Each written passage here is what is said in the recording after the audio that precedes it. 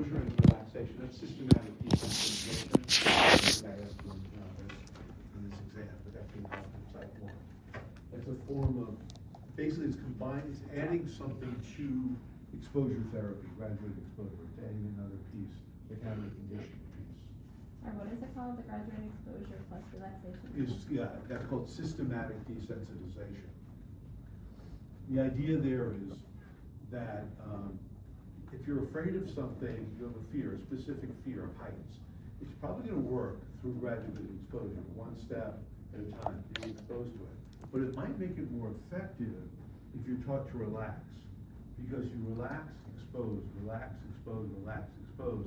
Not only does it maybe get you to the top of the hierarchy of the height, getting to a higher point, but also your association to the feared stimulus may change.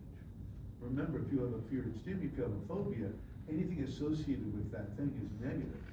And so if you can change that, if you can counter a condition, that's a relaxation. Your association to the feared stimulus is changing. So it just adds one more piece to graduated exposure. It's more contemporary, although it's not that contemporary, it's 70 years old. But graduated exposure came first. Don't think I asked you anything on the test on that, just worth throwing in there to confuse you and throw it away. You add a little more stress to your life. Exactly the thing you need. It's a little OCD, right? All my little, these things have absolutely no relevance. So let me just take care of this.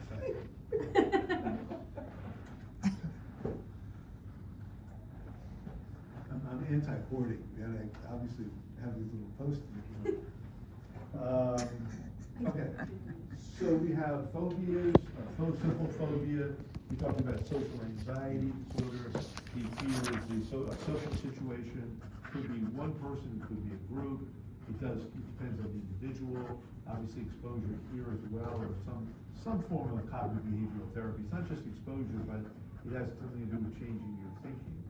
So your general answer to all the anxiety disorders is either behavior therapy or cognitive behavioral therapy, and if it's more severe, probably medication in addition, like with panic. When you see this exam, you will be calm. You'll see questions that are very straightforward. Because this is giving me anxiety. Is it? I know. Because I feel like the way you're writing it is not the way I took notes, and I'm Really? getting a lot No, of anxiety. I'm not. Yeah, this probably does differ a little bit. I'm trying to make it as my visual spatial stuff. Yeah. You do have Blackboard. This is my excuse. Remember GAD, I'll just say GAD, generalized anxiety disorder. About 3% of the population, chronic worry, 6 months, at least 6 months.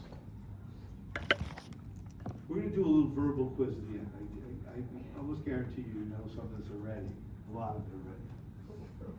And then you have panic, you have 3 forms of, and again, maybe going a little bit off, but you have agoraphobia, fear of open spaces.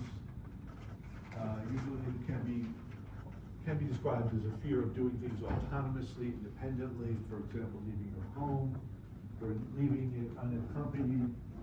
And then you have panic disorder with or without agoraphobia. Yeah, right. Or without.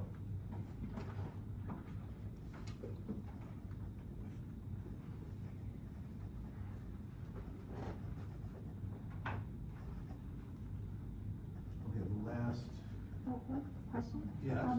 Would somebody have agoraphobia by themselves, or is that always with panic disorder? You can have it alone. There are 3 versions: agoraphobia alone, panic disorder without agoraphobia, panic disorder with agoraphobia. Oftentimes you have panic disorder with agoraphobia. You've had 2 panic attacks and all of a sudden you can't leave the house, or you feel afraid to do that. That'll be the most likely scenario of people seeking out mental health treatment. But what would just agoraphobia be then, without either one of those? Like, what would... How is it different than panic? Because you haven't had a panic attack, where you're just sort of afraid of going out in the world and being on your own, and just being in a big place or whatever. So you haven't had the like you haven't. Okay. They have some symptoms of discomfort, just you don't like being, you know, with a soccer ball, but you haven't had a panic disorder. You haven't had panic. So you have panic with this agoraphobia without, and the other agoraphobia is no panic. That's the discriminating or differential diagnosis. You don't have panic, that's right. Doesn't really make sense to me. Oh, it doesn't? No, because I feel like it would just be without.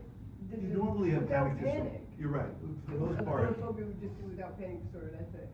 You normally have a panic disorder with agoraphobia. Right. That's what you normally have, yeah. Okay. The truth is, people are not calling the clinic and saying, I have agoraphobia, I've never had a panic attack usually. Right. It could be, they could do that, but usually I've had a panic attack, it mimics a heart attack, that's worth noting as well. You know, I'm nauseous, I'm dizzy, I felt I was gonna feel crazy, people were looking at me, I'm sweating, my hands and palms were sweating, that's your panic disorder. It is reminiscent of a panic attack, of a cardiovascular incident. They get the heart attack, whatever ruled out, and then the diagnosis is made upon that rule out. Panic attack mimics heart attack?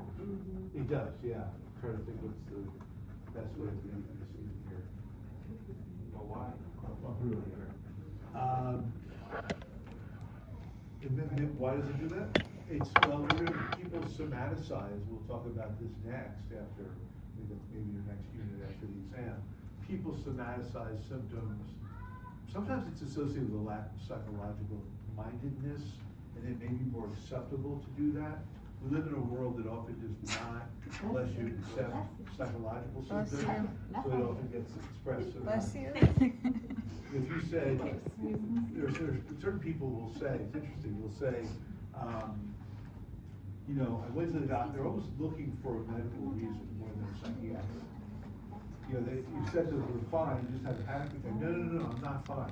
Oh, so it's There's marital almost a / couple. taboo about presenting with psychiatric symptoms, so that's a reason. The functionality of somatic symptoms, I think that has something to do with that, one of the reasons. Okay, I'm gonna take this over here. Is there a better way? What would you guys suggest? Raise some of that, right? What? I think The that first could be a one? That can be raised? Yeah. You guys, you have that? Mhm. No. You don't? Take a picture.